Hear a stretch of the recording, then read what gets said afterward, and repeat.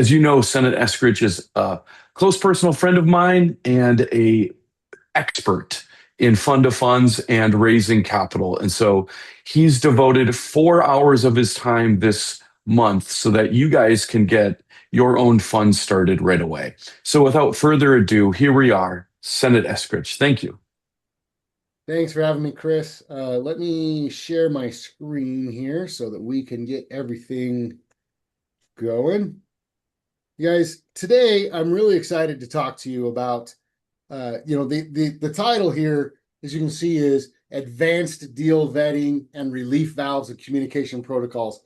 I hate that title. I got to tell you, I really want to change it because really what it should be called is something like this: the risk manager mindset or the chief investment officer mindset.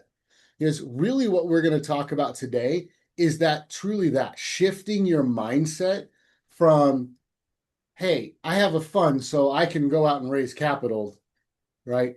To we are the chief investment officer for our investors.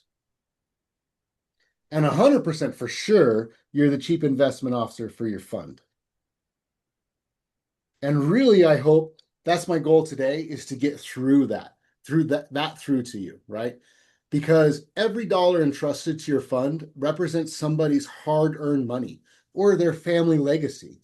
This responsibility is absolutely one of the most important things that a person can do, right? You've got to protect their money. Okay, so today we're going to talk about, advanced sponsor vetting. How do you know what is a good sponsor and what is a bad sponsor? We're going to talk about recognizing warning signs, red flags, what to look for. We're going to talk about how to put in structural protections inside of your deals. We're also going to talk about investor communications, right?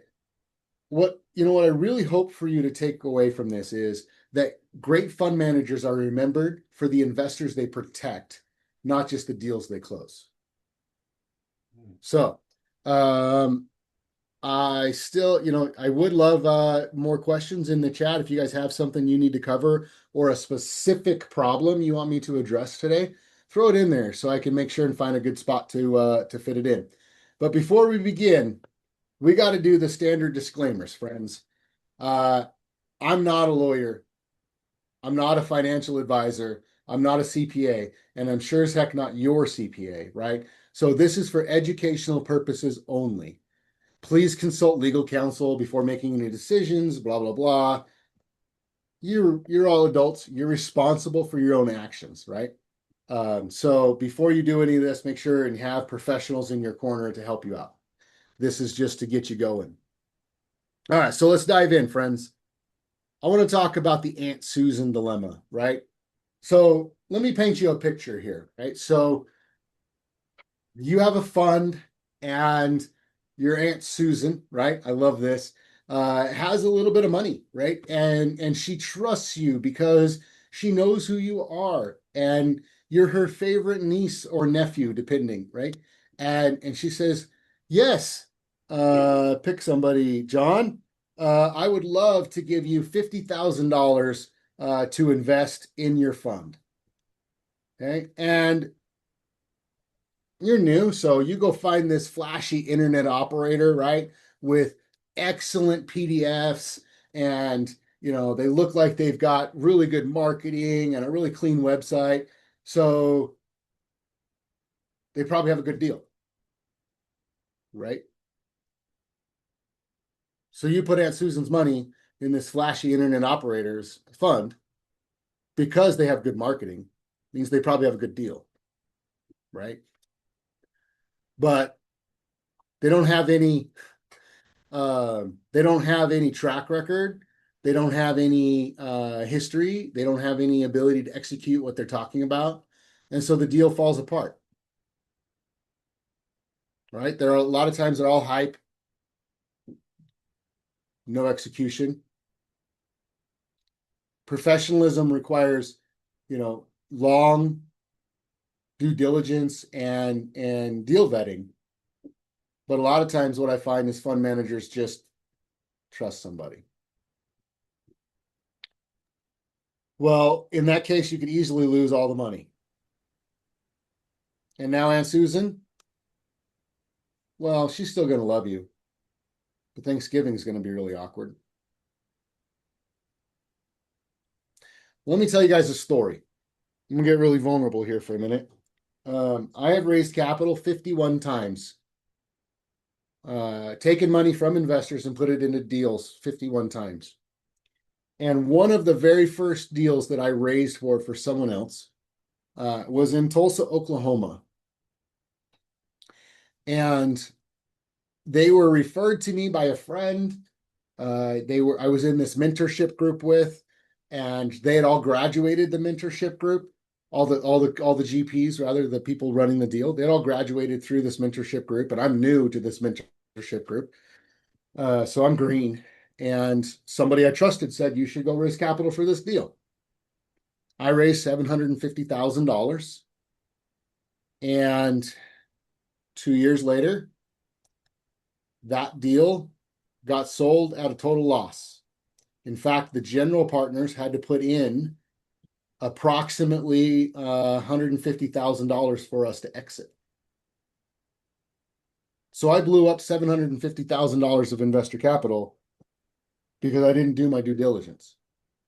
In hindsight being 2020, today I can tell you exactly what I did wrong and exactly why that deal fell apart. And I should have seen it before I raised the capital. But I didn't, because I didn't know. And now when I see those people, several of them were my friends and neighbors, my Aunt Susan. Thanksgiving's really awkward, friends. So I want to help you avoid that. How do you do that? Okay. You do it with due diligence. Is Senate, anybody in here? can I jump in right now? Please, yes. Thank you for your story, Senate, by the way. And my aunt's name is Peggy. Okay. Um, John has a question. What is excellent PBS? Did I use the term PBS? I don't I don't know, know. John.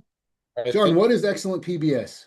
I don't know. You said somebody who has an excellent PBS score when you were talking about raising capital for other people and the like a flashy website but no substance. I heard you say excellent PBS and it was a question. I don't know. It's not that. Oh, I think I know, John. It was excellent PDFs, like a great looking Oh, pitch deck and things like that. Oh, yes. okay. Sorry. Thank you, John. You guys, thank you so much, John. Thank you for asking. If I ever use a term that is like industry jargon or something you don't know, please ask. Yes, so PDF, John. There's P another question in here. Allie, very first raise, 10 deals. I want to do 10 deals in 10 years. So the next step seems like it should be a fund. Yes, most likely here to learn, curious. Yeah, Allie, 100%. Uh, even if you're doing your own deals, everything I'm talking about here still applies, right? And if you're going to do 10 syndications in 10 years, absolutely a flexible fund or a customizable fund is the way to do it. Because if you do a direct syndication, you're going to pay $250,000, maybe $300,000 in setup fees alone. And you can do a flexible fund for 20K. And you could put all those deals in one fund. Well, no viene ayuda más. Hold on. Anyway, so yeah, that's awesome. Congrats Sorry on the about that, first y'all. raise. My apologies. 100%. All right, so let's dive in and talk about due diligence, friends. We're going to talk about this a lot. Let me just say, in my opinion, due diligence is the number one most important job of a fund manager, of a capital raiser, right? Whatever title you want to use. Because, well, a good operator can take an average deal and make it perform. In fact, sometimes they can take a bad deal and turn it around so that it at least breaks even or does pretty good. But a bad operator, friends, a bad operator can take a good deal and drive it into the ground. right? So, what we're really talking about here is institutional level verification, right? You don't have to go out and double check or to check everything. Hopefully, the sponsor that you're working with has already done all of this work and you're just double checking that they've done it. And quite frankly, if they haven't done the work, you probably shouldn't be working with them, right? We're going to talk about that in a minute and how to spot specifically good operators and bad operators, right? But just a few examples of things that I look at here. And I won't talk about each one of these, right? But criminal background checks. I once was vetting an operator and I found a from 1983 misdemeanor cocaine charge. This guy in 1983 had a little bit of cocaine and never had another charge after that, right? And I don't know how much cocaine is a misdemeanor, but I assume it's a very small amount. And I decided I didn't really care about it, but I still asked him. And he told me the whole story and was very open and upfront about it, right? And here's the thing. Do I care this guy had misdemeanor cocaine charge? No. But if one of my investors found out about it and I didn't know, it would have been a problem, right? So again, it's about really understanding where it is and what's going on. Corporate verification, right? Go and look up that the entity they told you that they have actually exists. Pretty simple, right? You can use opencorporates.com and you can see every entity in the United States. Well, almost every entity in the United States. Or again, almost every state has a Secretary of State website where you can go in there and check it. All you're doing is verifying. Same thing with the sponsor track record. I can make a list of 100 properties, 100 investments and tell you that they were amazing. But if you don't go double check it and make sure that what I gave you is real, are you doing your job? Debt service coverage verification is really what this is. No. I'm going to just change that. You should re-underwrite every deal. If you're going to put money into somebody's investment, you should underwrite it. That's my opinion. Now, does that mean you need to spend 4 hours underwriting it? Maybe not. 15, 20 minutes, double check their math. Yeah. Every time I raise for a deal, I have a third party paid underwriter that goes back and fact checks all of their math every single time. And again, the rest of this stuff, I'm just going to skip over a little bit here fast, but you got to check the market. You've got to make sure that the property manager knows what they're doing, right? You've got to make sure that you understand how much money all the sponsors are putting in, right? What are the fees? You've got to really understand this deal and make sure that it's not going to blow up on these investors. Now, here's the problem with this, and this is not a sales pitch, right? But if this doesn't sound daunting to you, I haven't done my job.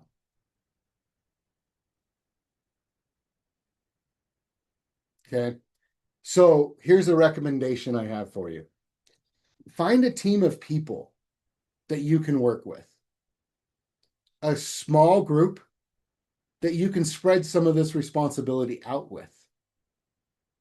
Now, I didn't realize when I put this together at first, but it actually says right up here at the very top, there's a group that I'm a member of called Connected Capital. And this slide basically comes directly from what they say, that what they do for due diligence. Now, I'm not here to sell that group. I'm a member of that group. I pay a lot of money to be a member of that group. But what we do is that we co-op and we farm out basically all of this due diligence to multiple people. So imagine if you had 5 people or 6 people that you can do this due diligence with together. Now you can take 20 hours of due diligence and knock it down to 3 or 4. Okay. And so, yeah, Casey, a great team makes all the difference, right? Absolutely makes all the difference to have a good team of people. So, if you want to learn more about the group I'm in, I'd be happy to meet with you one-on-one about that. But if not, there's a lot of other groups like it. Find one that you resonate with that works for you. Okay. All right. So any questions, friends, on due diligence? If not, I'm going to pick on some operators for a minute. And let me look at my list of attendees here. Are there any really good operators I should pick on? Not on this one, Senate. Okay. Here's the gist of this slide. If you're a multitasker and only pay attention when somebody changes slides, don't work with amateurs. Period. Okay, you can zone out for the next couple minutes. Okay, so vetting the operator, in my opinion, is the number one most important thing that you can do. We already talked about, a good operator can make a good deal go really well, and a bad operator can drive a good deal into the ground. Just a note on my presentation abilities. I was supposed to say that here, not there. So we're just having fun here, friends. But you can talk about each one of these things in super detail, right? But if somebody is doing a deal as a side gig, this isn't their full-time deal, why would you ever rely on them to protect your Aunt Susan's money? Right? I only work with full-time operators. Okay. Same issue with solo operators. I have a hard time trusting humans, and it's not because the human is going to do something bad. What if they get in a car accident? What if they get sick, have a heart attack? What if they just change their mind and quit the business, right? I want to work with a team of people that have done this for a long period of time. Same thing with unfamiliar asset classes, right? Yeah. Carrie says, it's like having a brain surgeon that does it as a side gig.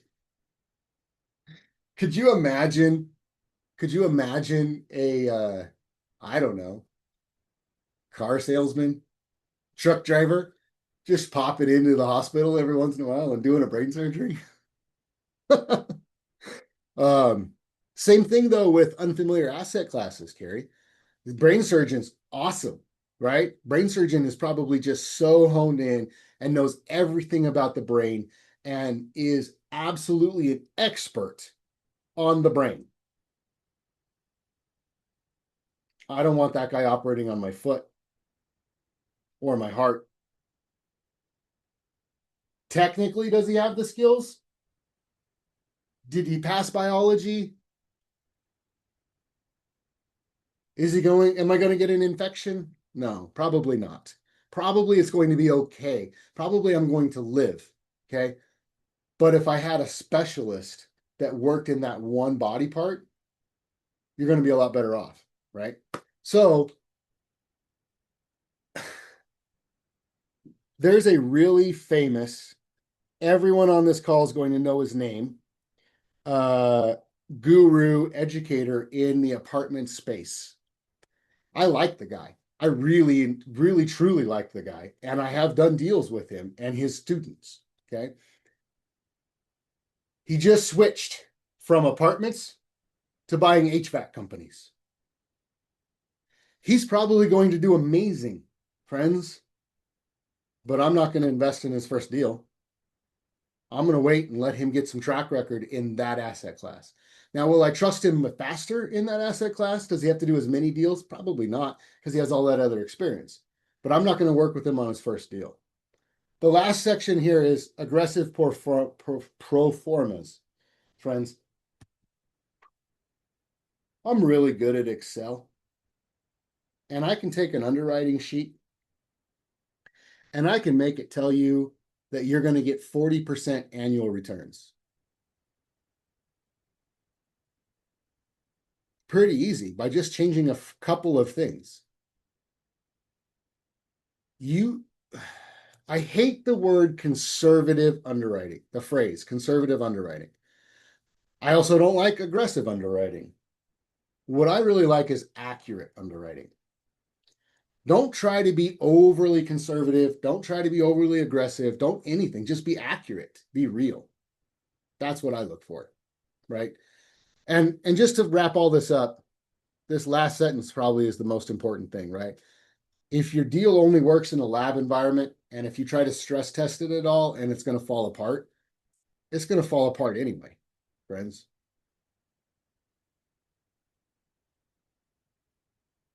Yeah. Good. Good, good. I love all the engagement in the chat here. Keep it up. If there's any more questions or comments, throw it in there. And nobody really besides Chris has been really brave enough to unmute and jump on here. So feel free if something comes up. Okay, so what can you do about all of this stuff? Well, let's talk about some things that you can try to make happen. First, let me just say here before we get started, protecting your investors' money, right, is the most important job as a fund manager. I think I've said that now like 12 times, okay? And when you bring a large check to somebody, most of these investors, they're bringing like 25, 50, maybe $100,000, right? But if you can get to a substantial check, $500,000, $1 million, something like that, you have a lot more leeway on a deal, okay? So there's a lot of things that you can ask for to change. Maybe it's to negotiate a better preferred return, okay? Maybe it's you can negotiate something to be changed in the operating agreement. Maybe you can get voting rights or GP authority, okay? But absolutely 100% as a part of your due diligence, you need to fully understand the legal documents and what your rights are, okay? So the operating agreement and the PPM, these are the contracts that basically that you're going to file with the operator. These things state all of your abilities, all of your rights, and the process to remove people if needed. So first thing is understand them. And then if you can, negotiate additional things to make your investors' money safer, okay? So can you get on the GP team? Even if it's just a small thing, you're at least involved, right? And you can have a say.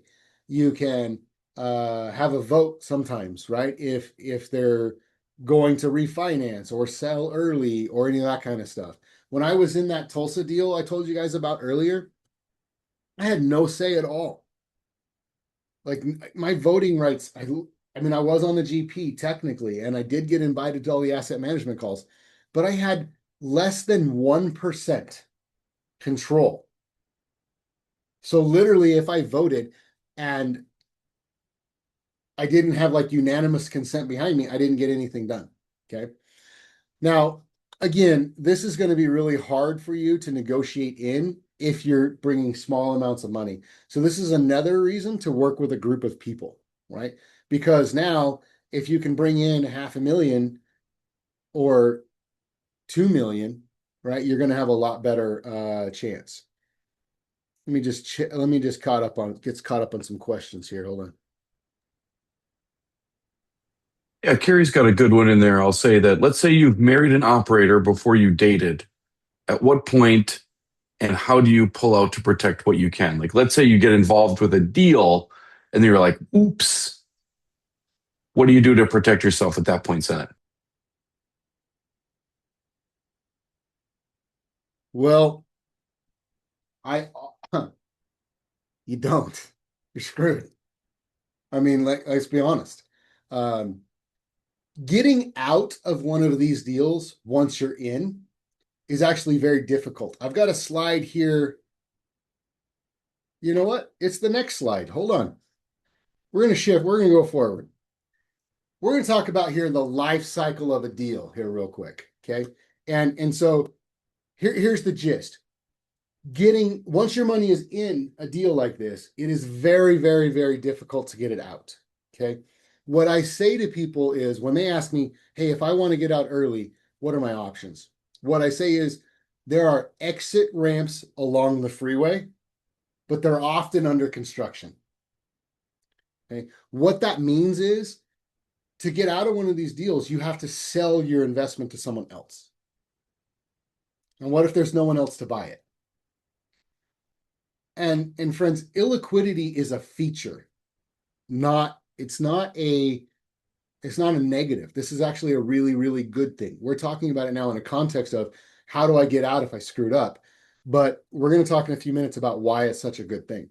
And the answer to your question is, Carrie, it's honestly harder than getting a divorce, right? Especially if it's new, right? If you just got married and you're 6 months into your relationship and you really haven't commingled your entire life yet, getting a divorce is pretty simple, right? You go down, see a judge, fill out a couple of forms, and you came into it with this property, you came into it with this property. Since then, you've made this, you split this, right? Super easy.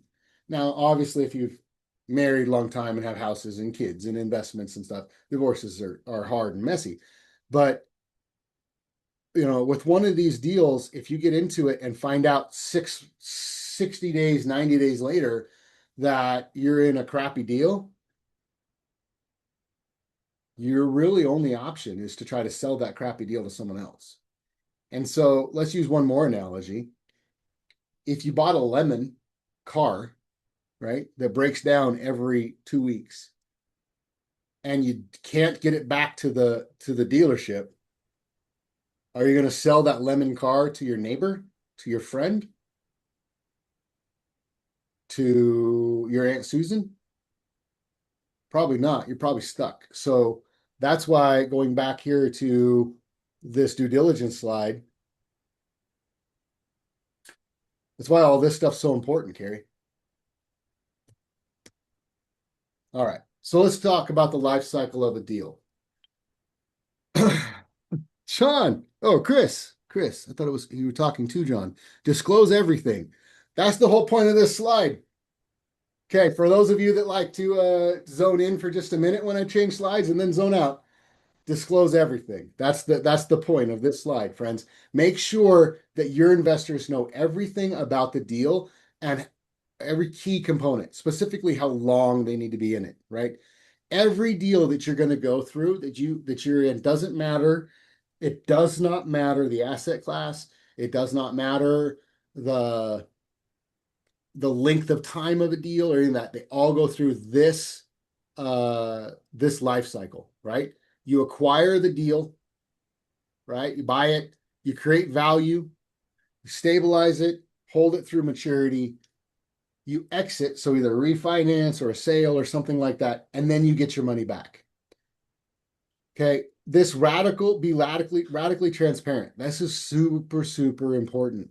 I cannot tell you how many times I've gotten a phone call from an investor that says, oh, I didn't realize this one thing, right? In fact, she's still on here, right?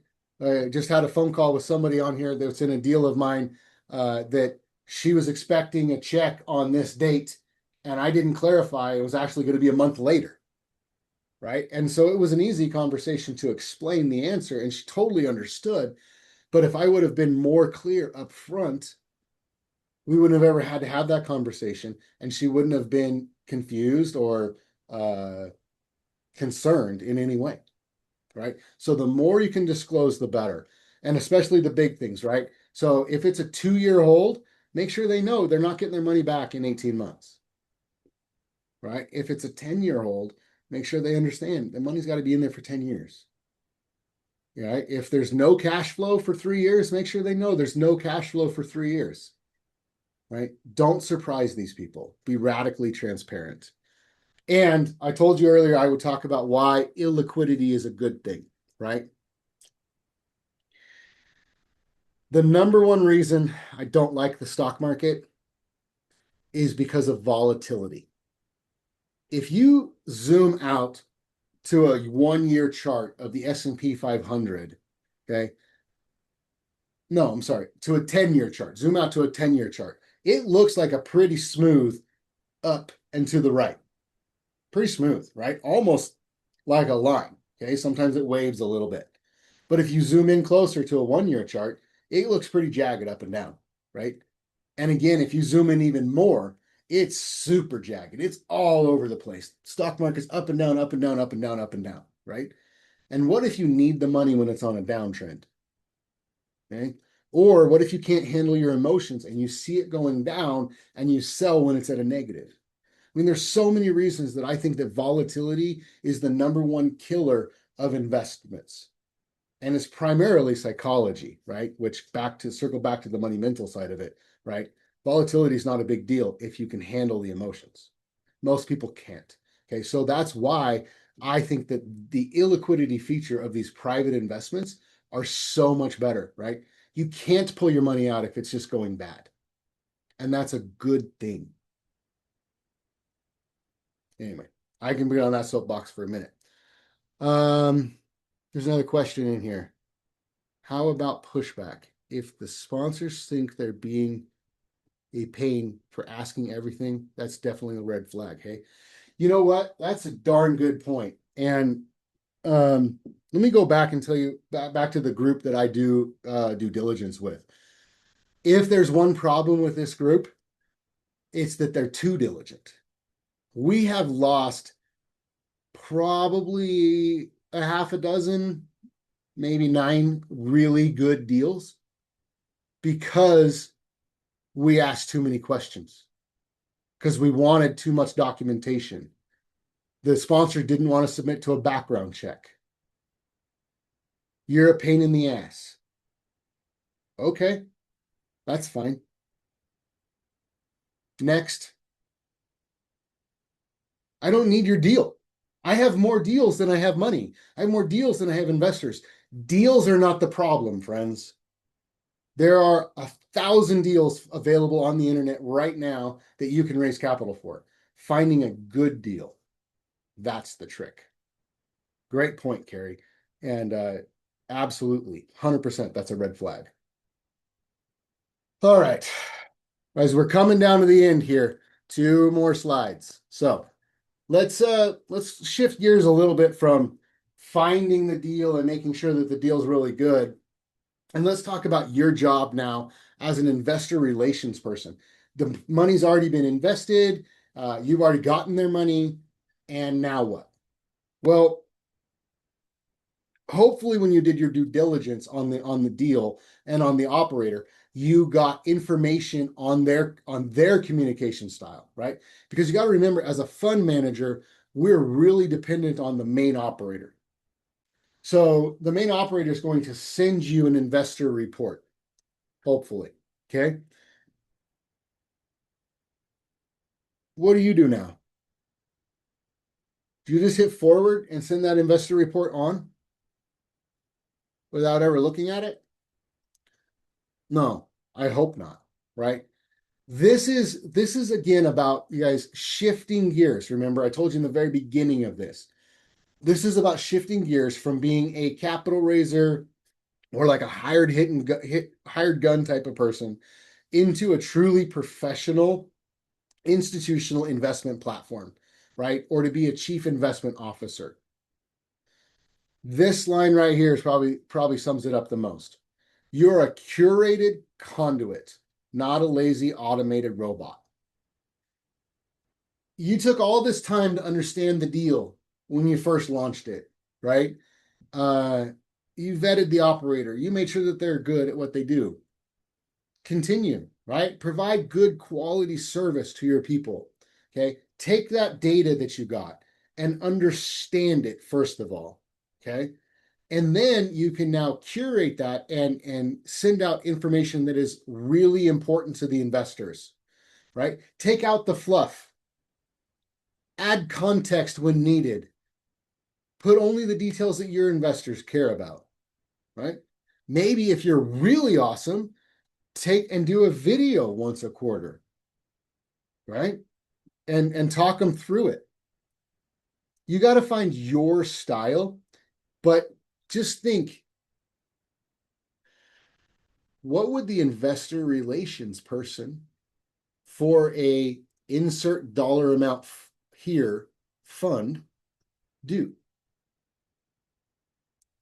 And to answer that, you've got to answer that first question, the dollar amount, right? Insert dollar amount here. My goal for my fund, friends, is to raise $36 million a year. I'm not there yet. I'm working towards it. That's the goal I'm reaching for, right? And and I'm only going to do this business for 9 more years, right? So I got to get that goal fast.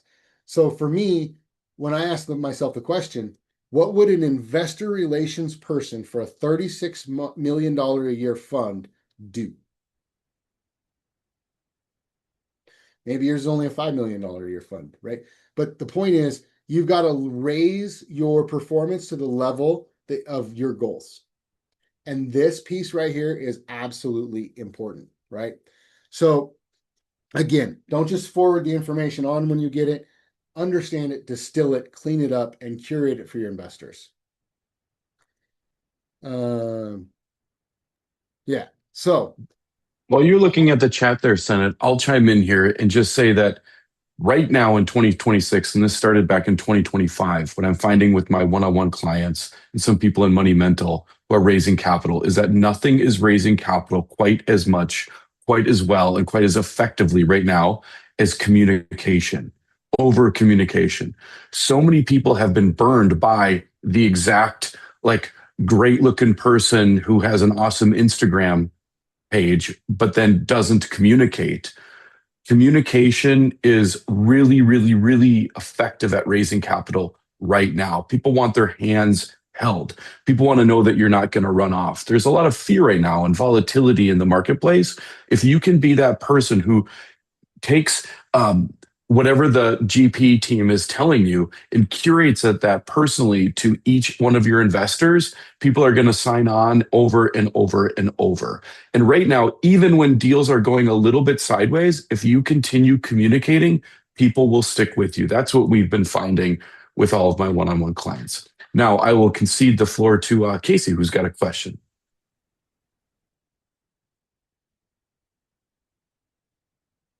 Hey, sorry, don't all right, can you guys see me? Awesome. Okay. yes. Don't judge my hair. I wear a helmet. Okay. I'm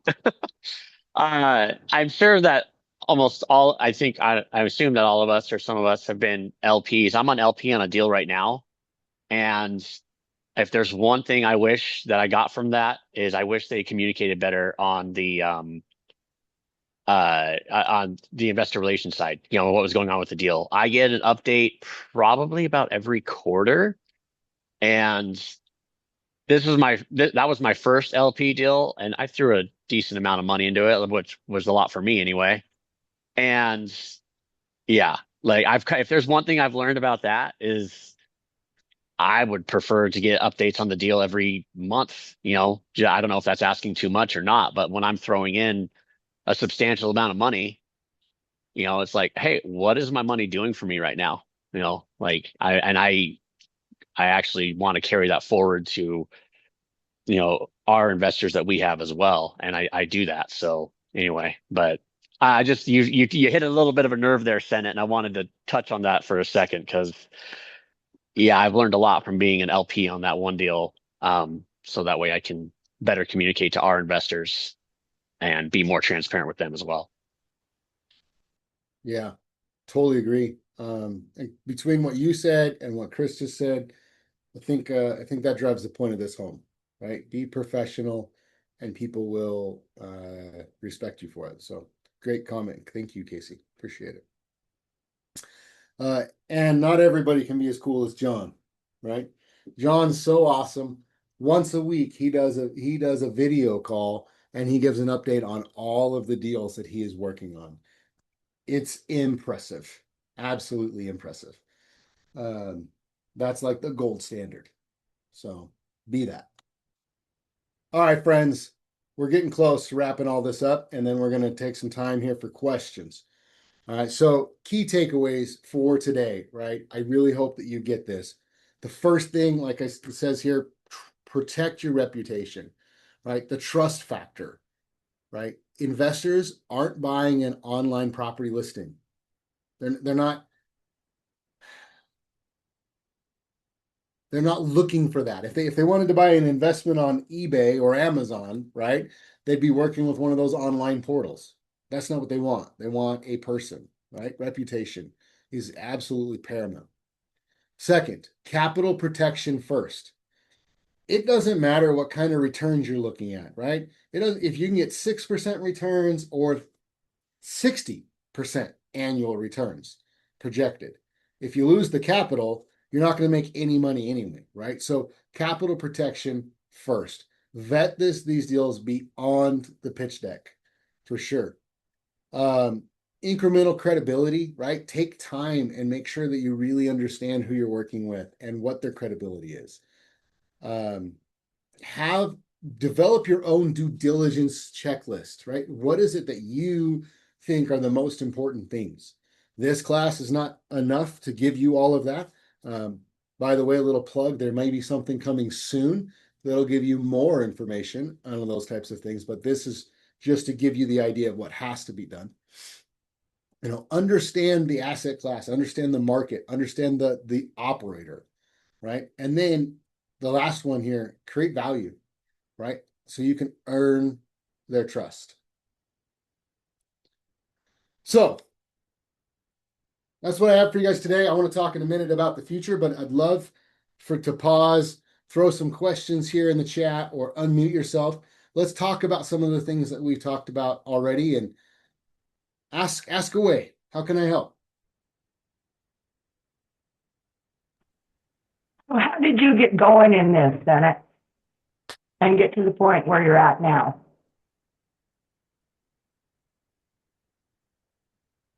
Desperation, Jamie. Desperation for sure. So I started off in real estate in the single family space.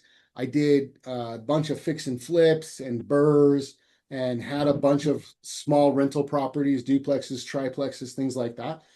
And I had a full-time job. And I had a financial advising practice that was way on the back burner, but it still had to manage all of that, right? So I was literally floating three things. And for those of you that know me, I have this amazing wife that loves to spend time with me, and I have 5 children. So we're really, really busy people. And my life just wasn't going to be able to be sustained long term. And so in 2019, I discovered syndications and capital raising. And since then, my entire life has shifted and been focused 100% on that, right? Capital raising, deal acquisitions, running a fund, things of that nature. Great question, Jamie. Bennett, I have a question for you. Yeah, Mel. This is Mel over here in Toronto, up here in the Great White North. Nice. Just wanted to ask you your opinion. Like you, I have a 10-year plan. Like you, I've had a background in syndication. My actual career and my path has always been in commercial real estate as a broker, so I come across a lot of opportunities. And as a result, it sort of naturally swayed over into syndication. I can provide opportunities to my clients. The problem I'm having now in my 10-year journey, like you have a timeline of 9 years. I'm sort of halfway in my 10-year model, is that it's taking a lot more time to generate a big enough database of high net worth investors or people that are holding the purse strings for other people's money, that I can't get enough people in my database, fresh new people that are in a position, they're either liquid or looking to take action. And so I come across a lot of communities where we're all in the same boat. We're all selling the same pair of shoes to each other. Everybody's got a project. Everybody's got an asset that they're looking for funding. And how do you separate that community from those people that actually have the money and ready to deploy? How did you build that database, or how much longer, or how long do you think it would take to build a big enough database where I can, sustain my goal and meet my goal? Yeah. So the question is basically about marketing, right, Mel? It's how do we get enough fresh faces in front of you to be able to sell investments and to make enough money? And going back a little while ago, I said about your goals, right? You got to first do that, figure out how much capital you want to raise, right? And the first thing I would do is reverse engineer your sales funnel. Okay, so you can get some numbers around this, and at first maybe you're just guessing, so if let's just make it up, if you need to raise $1 million a month, right, that's 20 investors at $50,000 each, right? So if your average investment's 50, and then how many people do you have to talk to get them to invest, right? Like literally like build that sales funnel upside down, right? And so you can figure out what that number is. And so that's the first and most important thing, because if you don't know what the number is, how can you get to the number, right? Now, the actual marketing tactics and all of that kind of stuff is out of the scope of this, okay, of this conversation. But let me tell you the overview of what I would do, okay? First and foremost, figure out what is most important to your avatar, your group of people, the people you normally work with. What kind of information, what is important to them?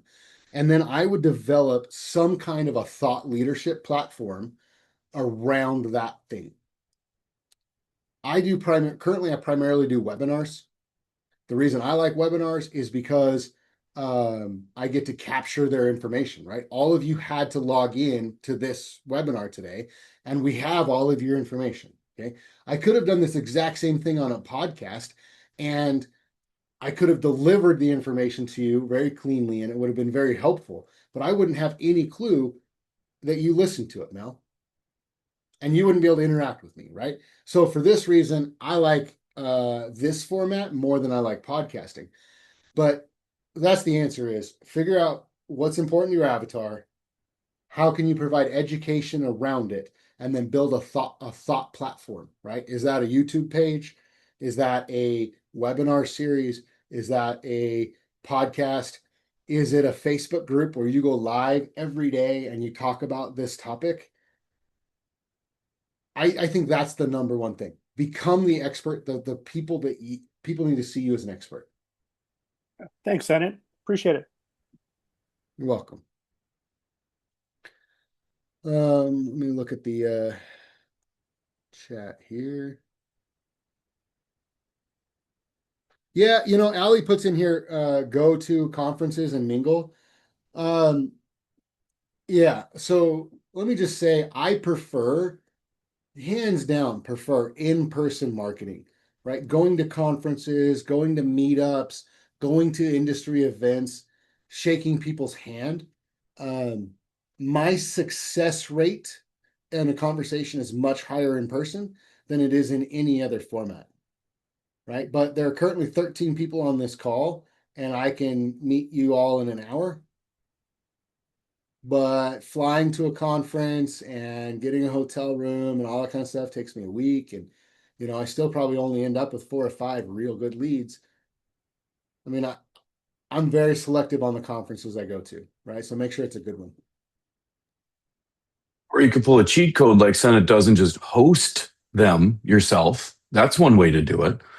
But knowing from some real pros who we have on here, I mean, people here go to conferences. We have people who have WhatsApp groups. We have people who run webinars. We have people who do the behind the scenes. This is my due diligence that I'm doing on this property. There's all sorts of different things that you could do. And this is one way that you can let your authenticity out with your marketing, is really showing your enthusiasm and energy to serve people.